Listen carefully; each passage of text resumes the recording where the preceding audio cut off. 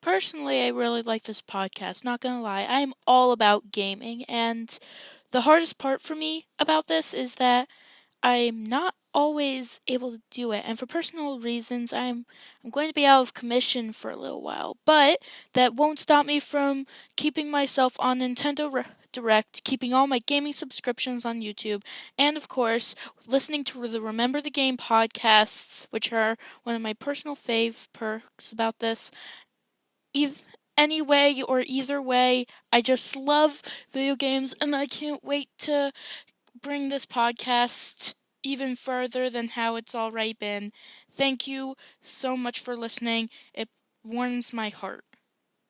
Welcome everybody to my newest What's Up and What's Next episode. Today we're doing The Matrix, where we go over the live action anime itself with Vesuvius Matrix Online one more time before I get into my next episode. I'm sure that my next episode will be one that a lot of you have probably been waiting for, and I'm probably going to do another one in like a year or two. But my next episode, I'm going to say at the end of the podcast, thank you so much for watching these past 5 episodes and my Easter special.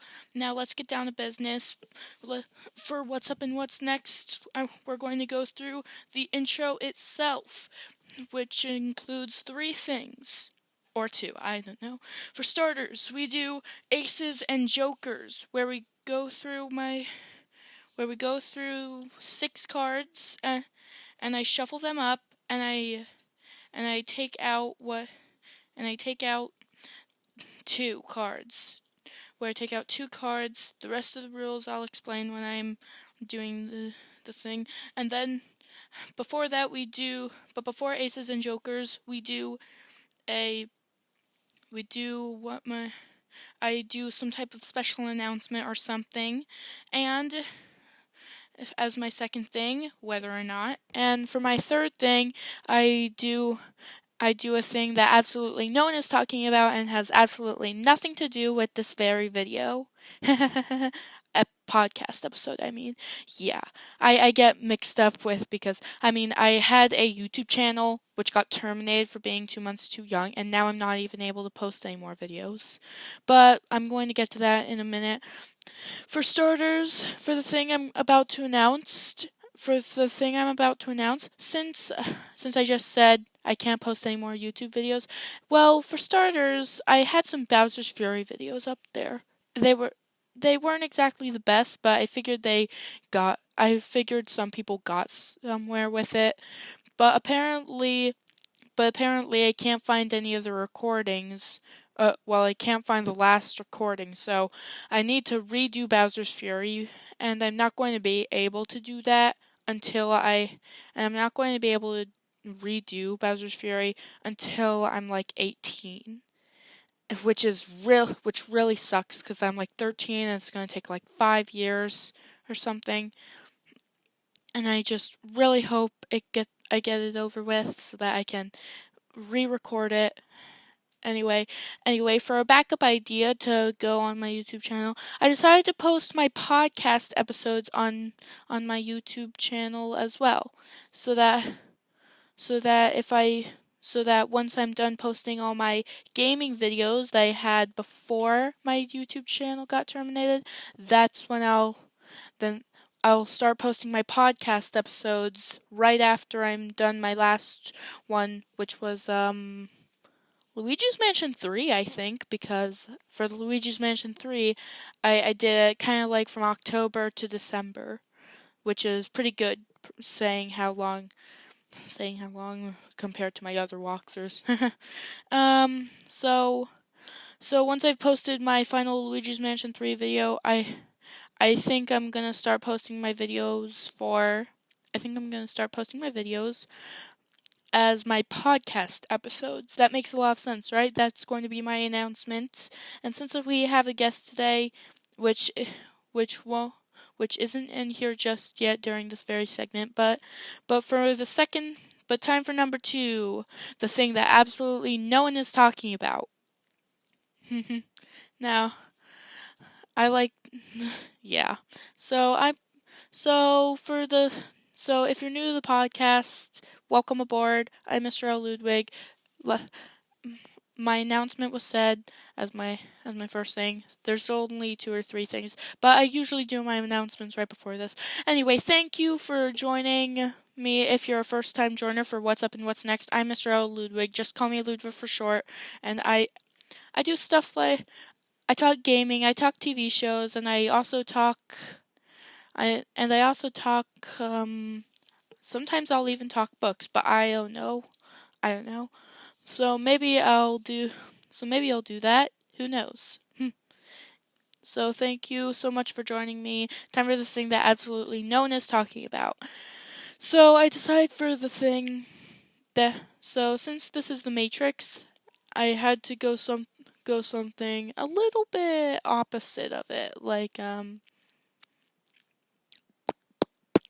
Now I don't even know what to do now. I think I'll do Super Smash Brothers.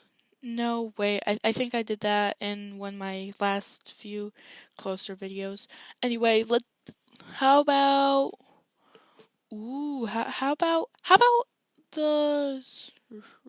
how about Yoshi? Yeah, Yoshi is good. He's like a dinosaur. He's in a relationship with a birdo or something. Anyway, let's get down to business for Yoshi. Yoshi is the sidekick for Mario in Super Mario World, where Mario goes on a journey to rescue Peach from Bowser's clutches, and they do it in the dinosaur world. Sadly, after Mario and Peach fall into the hands of Bowser, and all that annoying stuff, they end up defeating Bowser. Yoshi's not able to go in any castles and ghost houses, and Yoshi even gets his own gaming franchise starting from the SNES, where he delivers baby Mario across Yoshi's island to bring the stork back, and rescue baby Luigi, defeat Kamek and baby Bowser. Well, Super Mario World 2, Yoshi's Island, that game started the whole Yoshi franchise. Cause then came Yoshi's New Island for the 3DS, and then came Yoshi's Crafted World for Switch. What was the one for the Wii U again? I forget. And Yoshi made it into Yoshi did Yoshi's Yarn World, I think. Yeah, I'm just going to call it that until I can remember the actual game. I'll look up the franchise right now to keep going. Yoshi franchise. Nintendo. Go. Yoshi is a video game series, platform games and puzzle games that is a spin-off to the Mario franchise, published and produced by the Japanese video game company. How many Yoshi games? Well, there's a lot, actually. Oh yeah, Yoshi actually has that Tetris in Super Mario World, where Mario and Luigi can ride on him. The antagonists of the series is Baby Bowser, the young king of the Koopas, and Kamek, the magic Koopa, who's Bowser's caretaker in Super Mario World 2, Yoshi's Island. Okay, so I'm really hoping that,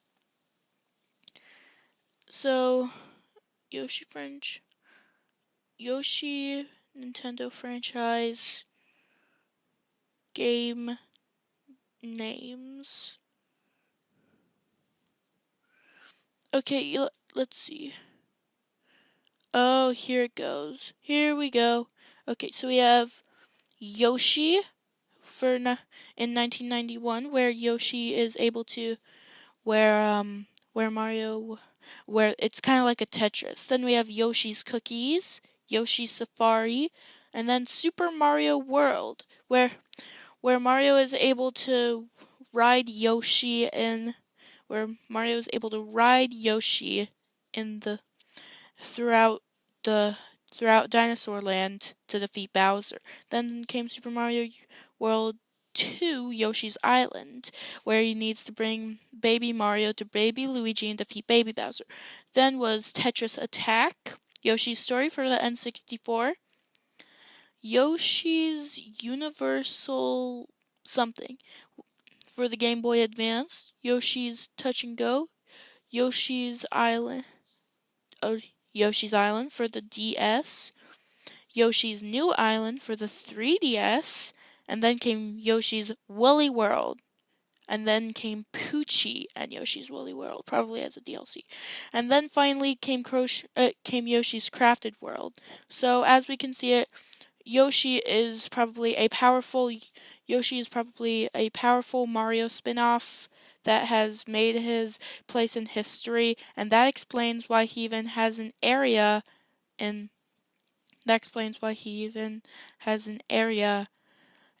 Super Smash Brothers as his own franchise, because Yoshi is a spin-off franchise to the Mario franchise. That explains a lot, right? So Yoshi's had a lot of games, a lot of powerful games, and Yoshi even made a powerful place in Super Smash Brothers. So Yoshi isn't just a side character. He has his importance. He has made his place in history. I would not be surprised if they came out with another Yoshi game for the next Nintendo console. I was about to say Nintendo Switch 2, but now I'm not even sure if a game like that is even gonna exist. If a game console like that is even gonna exist. And even if it did, I probably wouldn't be able to get it in anyways. So Yoshi's definitely made his place in history now. So that's very exciting if we are to see another Yoshi game. And now for the final part of What's Up and What's Next intro. Aces and Jokers. These cards are for podcast segments, Aces and Jokers. Double Jokers means do something pretty stupid. Ace and Joker means tell jokes, whether they're bad jokes that only 3-year-olds laugh at, or good jokes that someone will probably find a little bit more funny. Double aces. Okay, so ace and joker means tell jokes. Double jokers means do something stupid. So double aces means take out the jokers and reshuffle. Okay? So we do this 3 times, not counting double aces. Let's get started. 1, 2, 3, 4, 5, 6. And shuffle them. Okay. 4, 5, 6. Okay. Now, we have a heart and a joker. That means, reminder, tell 3 jokes. Number 1. Okay, number 1. I just flew in from Florida. Boy, are my arms tired. But should really get a rimshot sound effect. Okay. Okay, shuffle. 1, 2, 3, 4, 5, and 6. And double aces. Okay then. Joker. Joker. Okay.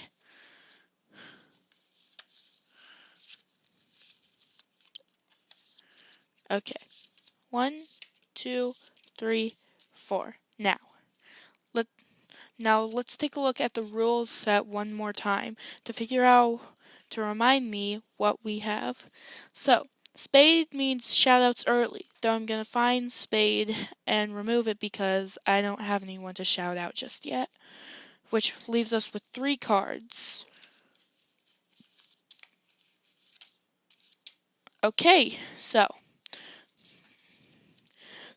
heart means if you had to, what would you remove and add from a game? Diamond means play or watch something that relates with the main subject, change something about it, make a sequel to it, remake it, or erase it from time. And club means revisit a segment from a past episode. Now I'm going to do one. So if I get club, I'm probably going to do one from my Easter special, which wasn't too long ago. And since my guest isn't here just yet, we won't be doing Truth or Dare with clubs. Okay? And we have heart. And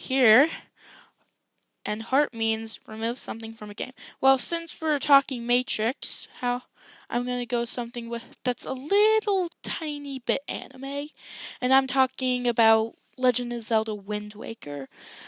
Now, Legend of Zelda Wind Waker is pretty good. Legend of Zelda Wind Waker is pretty good. Not gonna lie, it is pretty good. I love playing it, but if I had to erase it from time, I would. But that's not what I'm talking about right now. What I'm talking about right now is what would I change about it? What would I add and remove? Well, for something I would remove something to make room for the new something. Now, if I had to remove something, I'd probably remove the. I would probably remove the. What would I remove actually from Legend of Zelda Wind Waker? I think I would probably remove. I think I would probably remove. I don't know the. I think I would remove having to do the temples with Makar and what's her name, so that with who act as the sages who pray to the gods to regain the Master Sword's full power. I would probably remove that, but if I couldn't, I would remove all the octopus bosses that appear in random places, although they're not entirely random.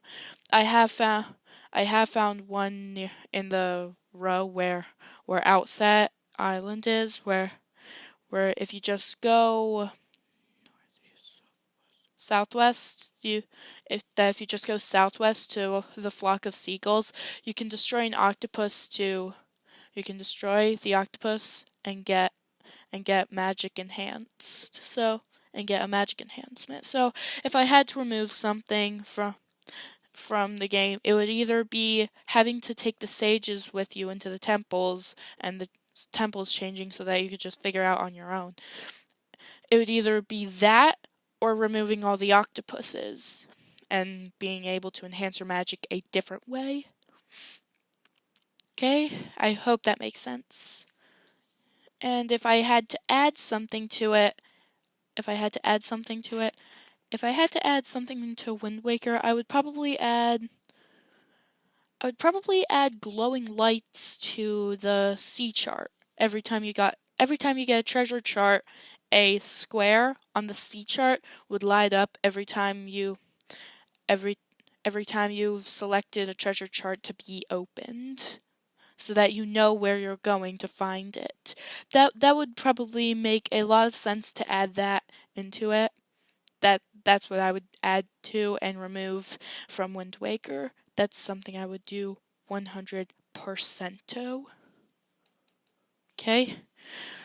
And time for one more aces and jokers, cuz like I said, single aces doesn't apply. Shuffle it up. And let's see what we have here.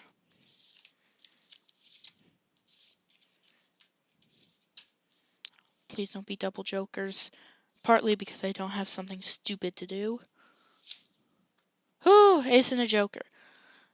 Ace and a joker. Now I'm going to choose to redo. Redo just once. And 1, 2, 3, 4, 5, 6. And what we have here is double aces. Joker, joker.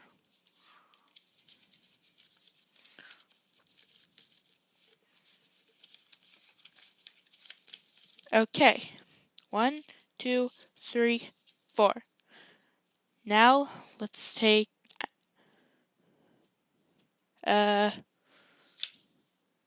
club. So as it says here, club means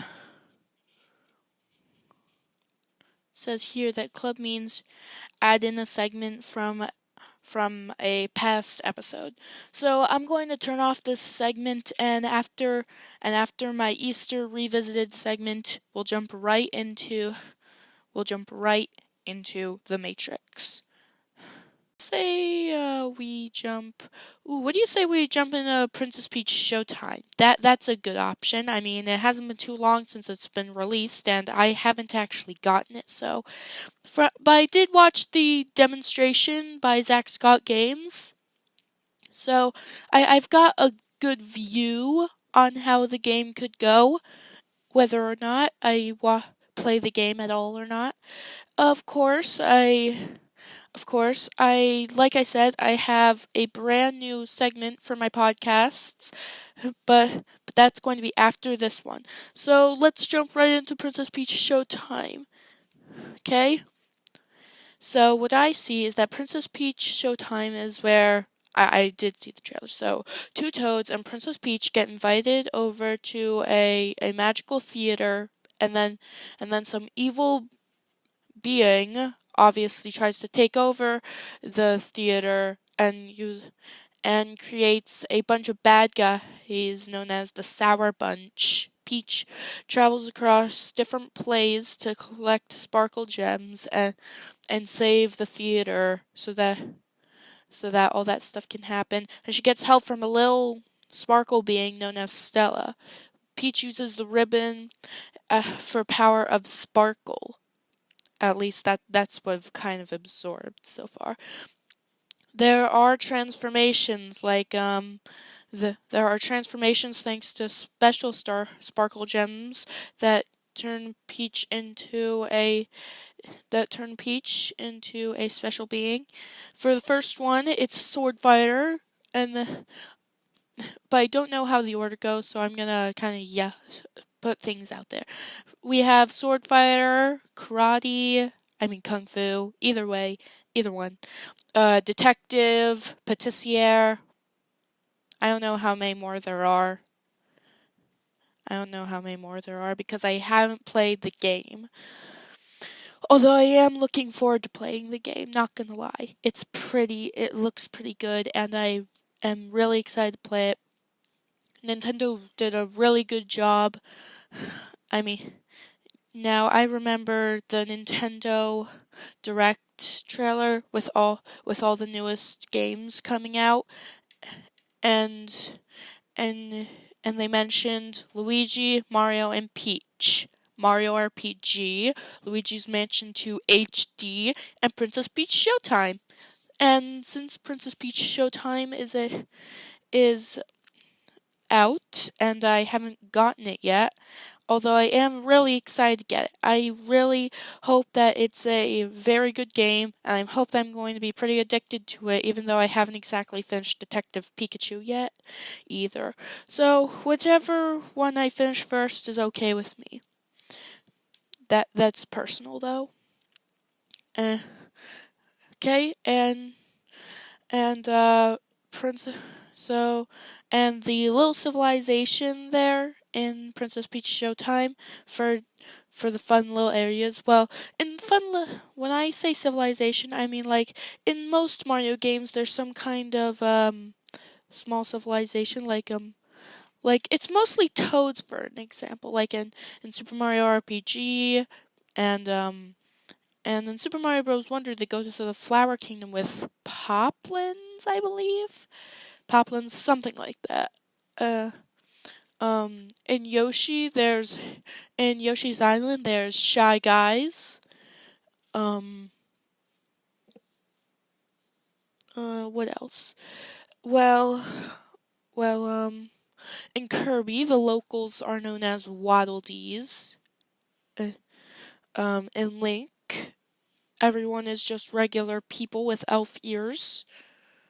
But that's kind of common in that world. In fact, I actually have some elf ears for a Link costume I dressed up for one Halloween ago. 2 Halloweens actually. And I actually still have them, I think. I'm gonna check to see if they fit. But not now. Anyway, we also have the civilized locals for the theater, they're known as Theet. Theet. Theet rhymes with feet. Badooch. That sounded a lot better in my mind. That was a lie. It sounded way worse.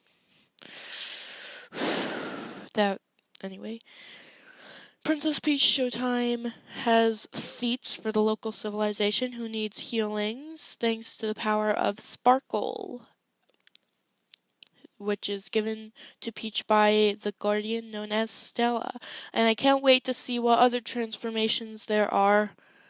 And it's really got me amped up for it. Why did I do that? Right? Princess Peach Showtime seems like a good game to play from what I've watched by Zack Scott Games so far. Although I'm not exactly sure if I've seen past the sword fighter. I mean, I've seen the main lobby as well. Hey, you know what really gets me annoyed? I'm sure a lot of you will agree with me.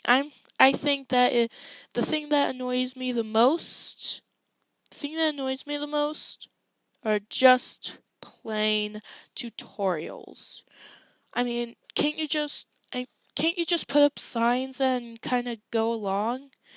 Can't you put up signs during the actual gameplay and kind of figure it out yourself with thanks to the signs? That would be really helpful right now. I bet you'd agree with me right now. Although they did actually do that for Kirby's Return to Dreamland Deluxe and Kirby's Epic Yarn. They actually did that for most of the Kirby games, so just wanted to say that. And there sure are a lot of Kirby games, but not talking about Kirby right now. We're talking about Princess Peach Showtime. Now, I think I still remember the original Princess Peach game, where Bowser obviously catches Mario, Luigi, and Toad, and Peach has to go rescue her, and she uses her emotions as power-ups, to fight bosses and such. So Peach is no damsel in distress all the time. She gets help from Mario. She gets help from other beings. She's able to use powers herself. So she's got a long history, and it's no big deal because we all know that Peach is no damsel in distress when it comes to fighting, and Princess Peach Showtime is just one example of it. There's also Super Mario RPG, Super Smash Bros. For that matter, 3D World.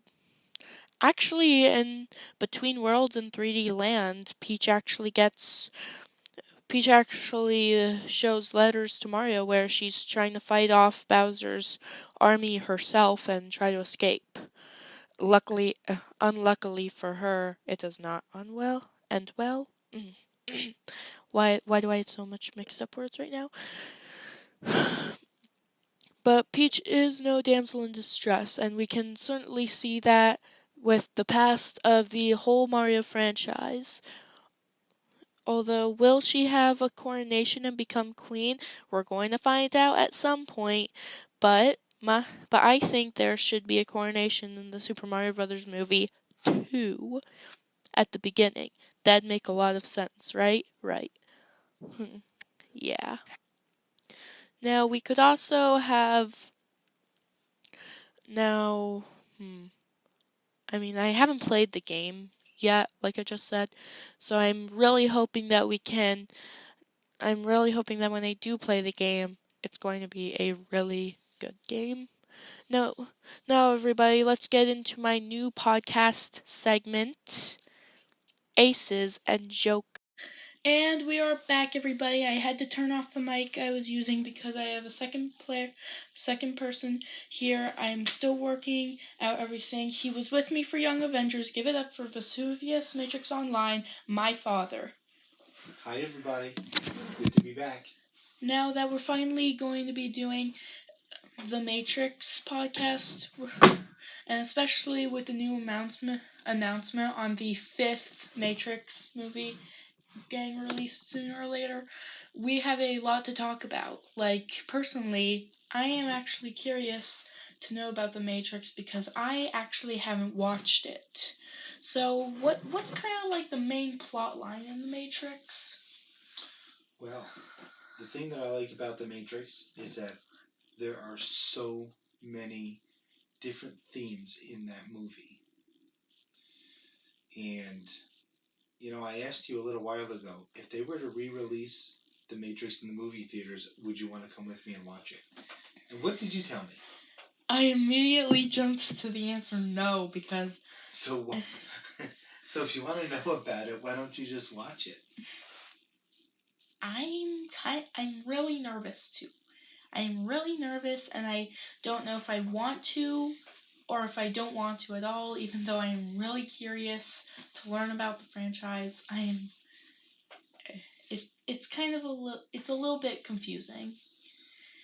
I'm curious to know about it, but I'm nervous to start it. Mm-hmm. So... Well, when you see parts of it, because I like The Matrix, so you've seen a lot of it since you've been growing up. Yes, I have. What's your impression when you see something that's Matrix related? Well, my impression is that everyone is trapped inside some kind of digiverse that's either keeping them safe or keeping them kind of contained. It's keeping them contained. Okay. It's also keeping them safe. So if the machines are the bad guys, then the audience would think, why would they keep them safe? And now it's like, well, then maybe they're really not all that bad. Well, what are they doing in the real world when everyone is asleep? What, the machines? What are they doing? Yeah. They are...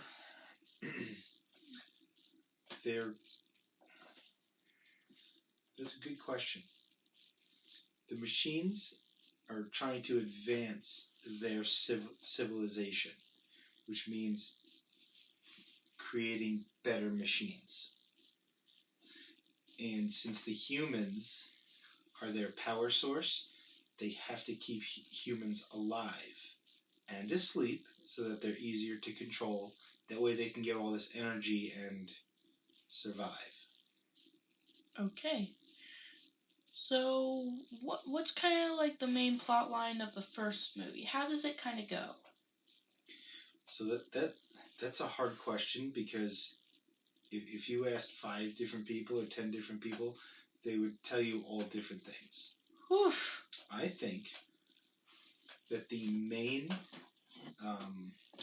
plot of the movie is free will versus determinism. Actually, I think that's the main theme for the first 3 movies.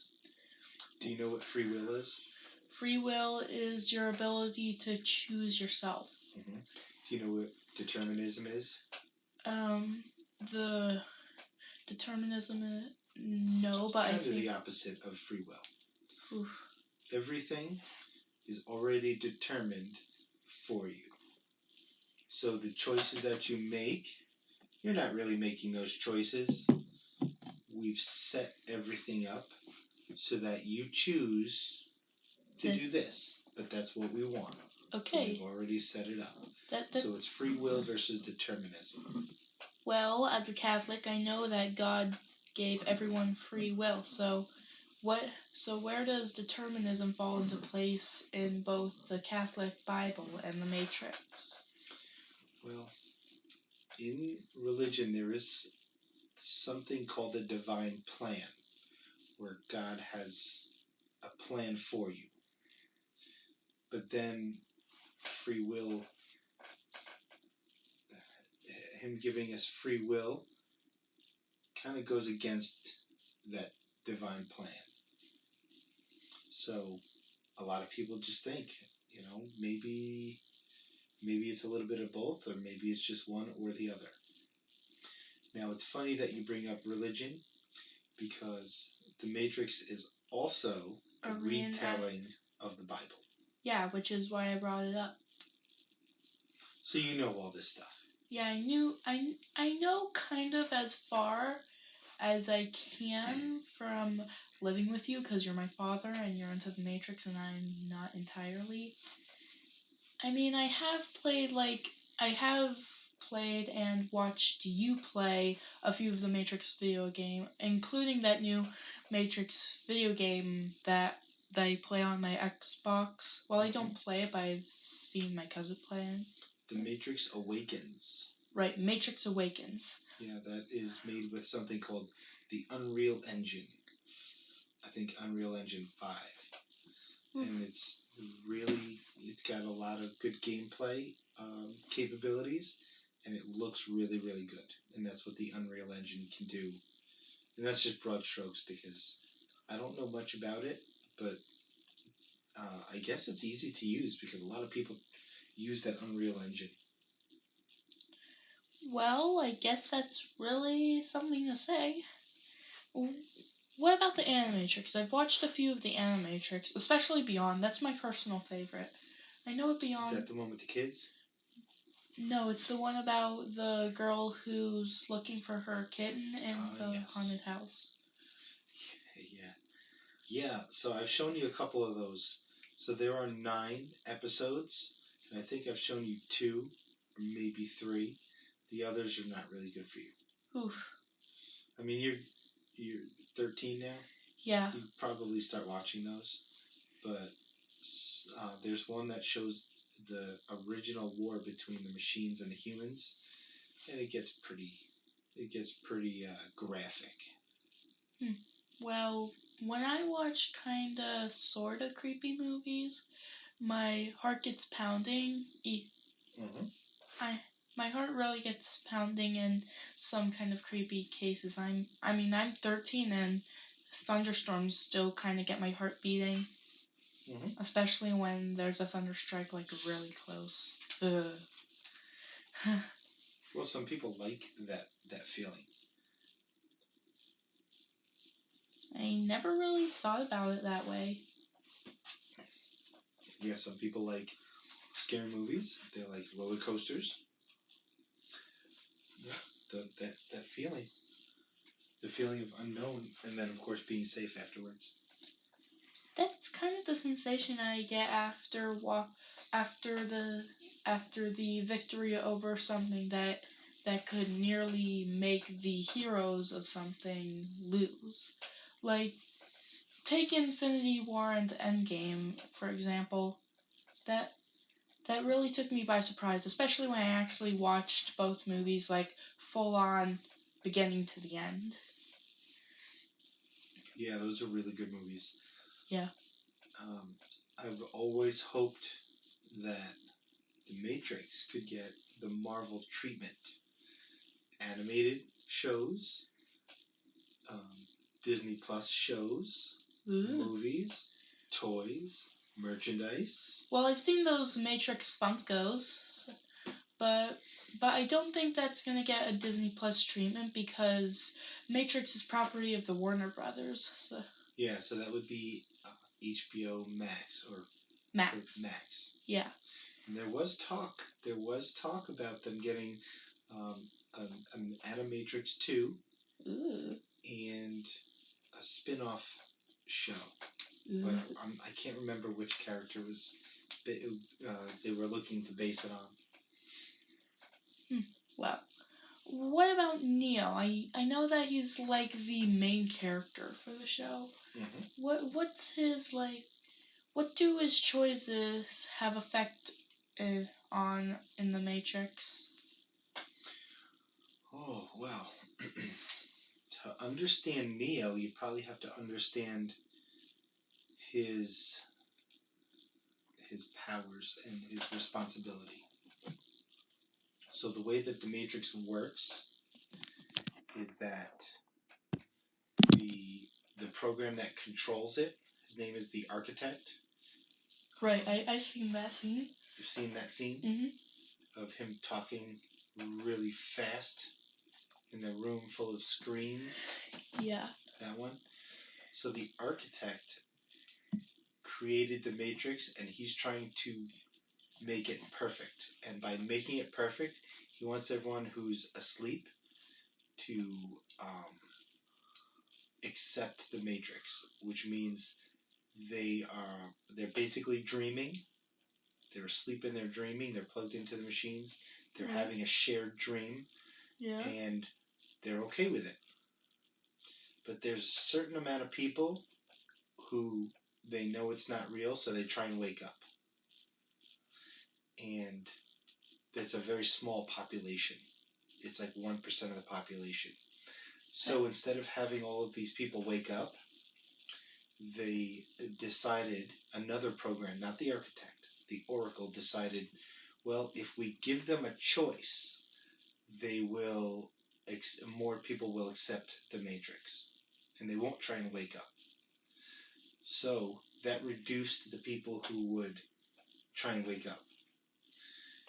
But eventually, enough people wake up, and that's really bad for the Matrix. I was about to ask, has there ever been moments where anyone has ever waken up? Yes, there are. So what they did was they said, okay, if all these people are going to just wake up, what we'll do is we'll create one person, and when this person comes around, all of everyone's choices will go into this one man.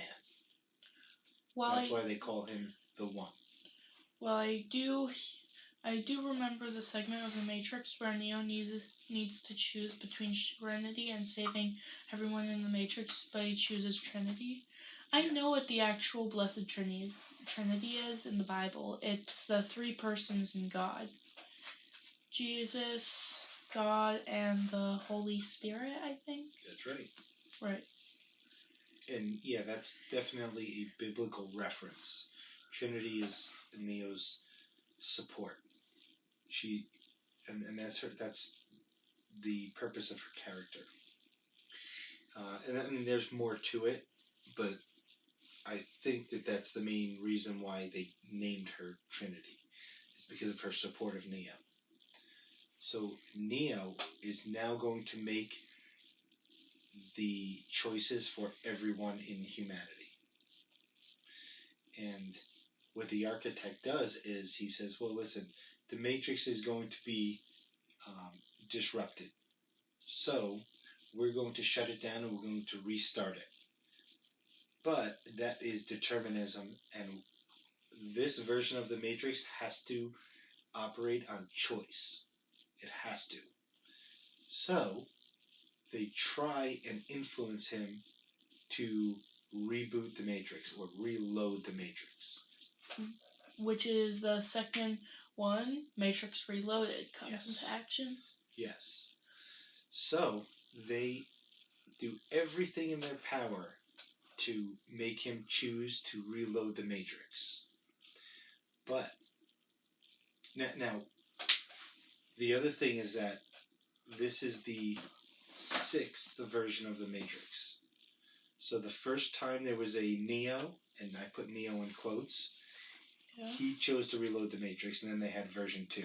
Yeah. And after about 100 years, it started to get destabilized because so many people were rejecting it. So they brought Neo, and then he chose to reload the Matrix. And then they had a third version. Okay. And then a fourth. And then a fifth. And now there's this Neo in the movies, and he's a little bit different. Because you know what he does at the end? He chooses Trinity over reloading the Matrix. Yes. So how does the storyline in Matrix Reloaded go? Well, it ends with him saving Trinity, but she winds up having been shot, so she dies, and he brings her back. I bet that was not a good decision. Well, you're led to believe that there's impending doom for all of the characters in the universe in the third Matrix movie, which picks up right where Reloaded left off. And I wouldn't say that there's a happy ending, but there's a very satisfying ending. Satisfying, not exactly happy. That's kind of what I expected from Matrix so far.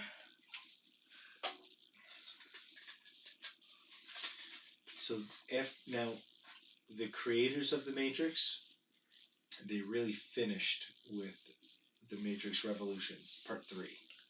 Ooh. And then after about 20 years, we got a Matrix 4. Which was Matrix Resurrections? That's right. Where does the Animatrix take place, though? So the Animatrix has 9 different episodes, and they're kind of sprinkled around the movie timeline. Okay. So there's a couple that happen before the first movie. Okay. There's a couple happen like we have no idea when they happen. They could have happened during previous versions of the Matrix. They could be happening at any time. It doesn't really matter.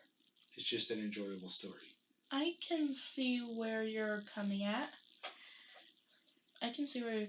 But what time did the Matrix actually start? Like 1980 something or 1999. 1999. Okay. Yes, that was the first movie. And then the second and the third movie both came out in the same year, 2003. 2003. Well, they waited 20 years for Matrix Resurrection in 2023. That's pretty woof. They were absolutely done with the Matrix. It was a good conclusion, but the movie studio, Warner Brothers, always wanted more Matrix movies because everyone's going to go watch a Matrix movie.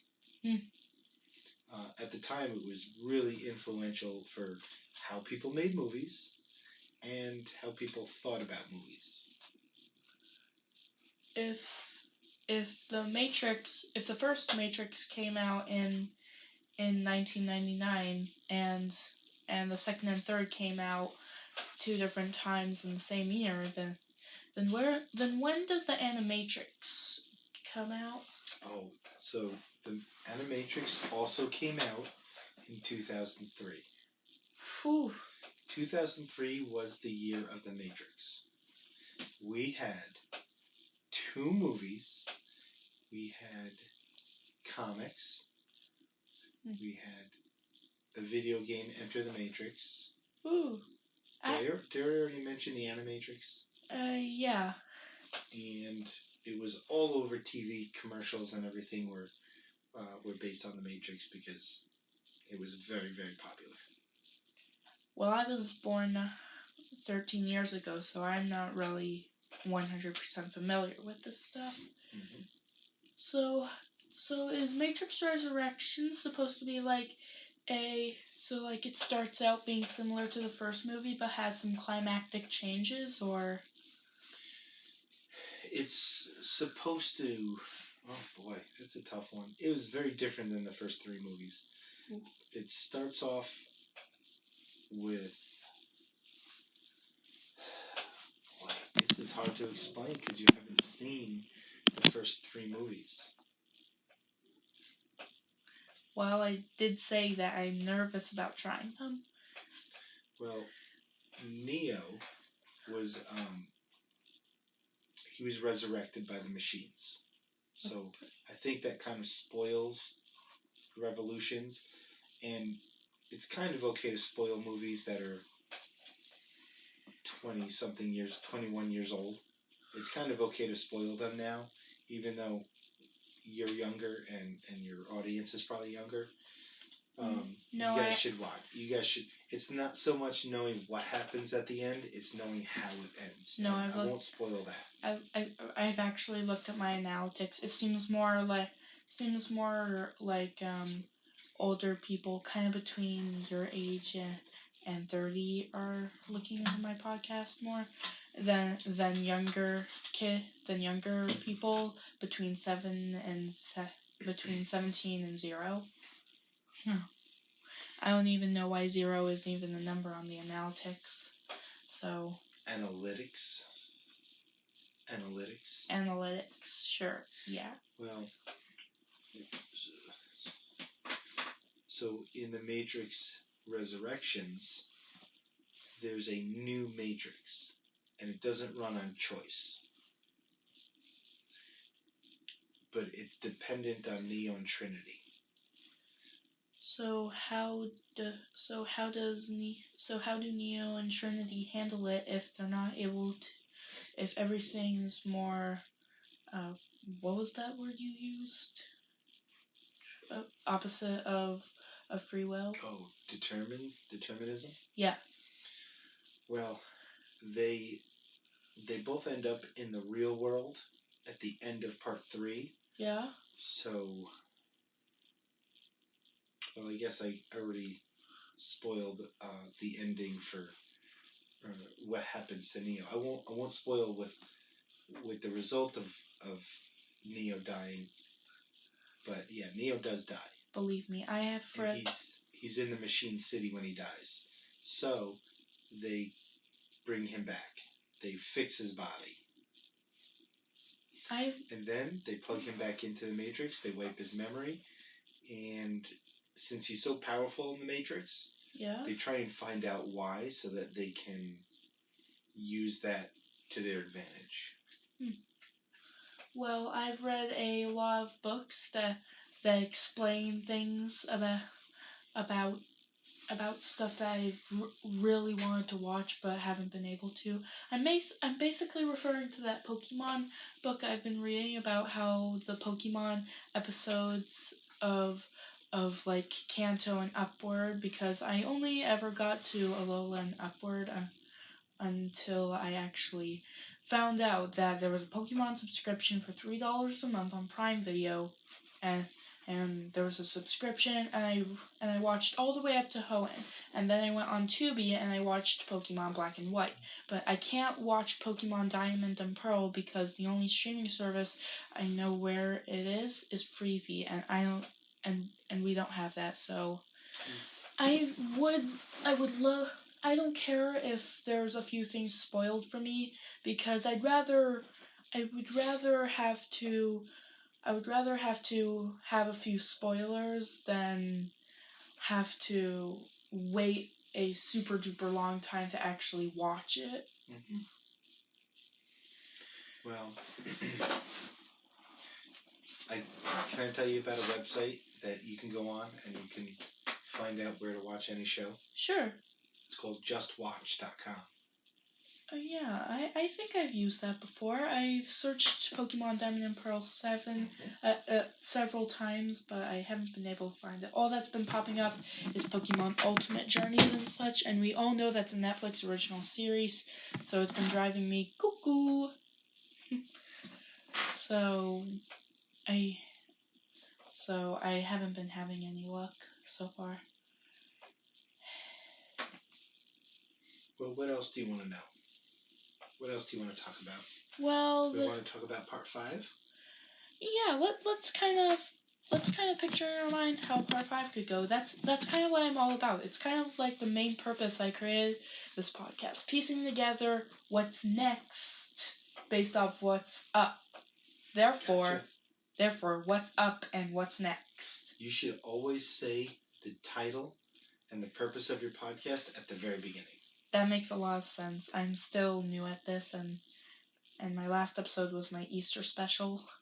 And I'm hoping that for my holiday specials, I'm kind of going over games, like latest or retro, that kind of have something to do with the holiday, or remind me of the holiday somehow. Mm-hmm.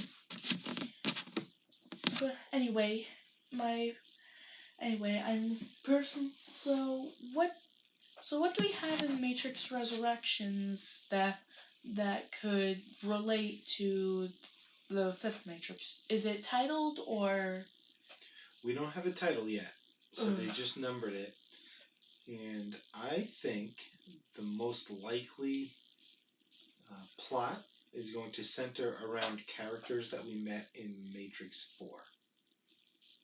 Ooh, okay. We had some new characters, and they were a lot of them were pretty cool characters. There was one named Bugs. She was the captain, and there was Lexi and Berg, and new Morpheus. Ooh, a new Morpheus? Yeah, there's a new Morpheus. Hmm. He's a program that Neo wrote. So Neo wrote this? Neo wrote that program. So not the machines? Nope. So in the first Matrix movie, Morpheus found Neo and got him out of the Matrix. So Neo was kind of trapped in the Matrix in part 4. So he wrote a program. And that program was Morpheus. And Morpheus's purpose as a program was to find Neo and get him out of the Matrix. Okay.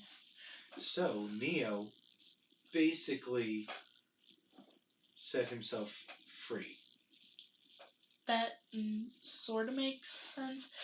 But from what I see it, I've watched a lot of movies, and it always seems like there's some kind of big climactic, life-changing, super final boss battle, and just when you think it's over, it keeps going. Yeah, so I'm imagining in my mind right now, like they're trying desperately to wake up from the Matrix and take the fight to the machines themselves, and end this apocalyptic era in time. So that's kind of what's going in my mind right now. Maybe I am right, maybe I'll be wrong. Sonic the Hedgehog 3 isn't too far away, and I did a review on that, and I have a lot more in my mind that I'm just dying to get out. Like Legend of Zelda, what's happened with Disney so far. Is there going to be a Zelda movie?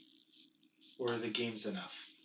I would actually prefer to see a renewed Zelda series. An animated series?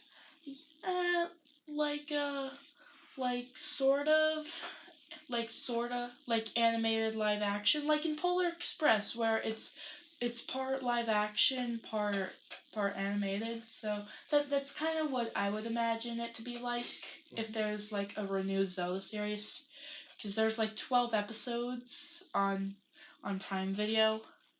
They're free with ads. And if we get a renewed series on Netflix, I would be dying to watch that.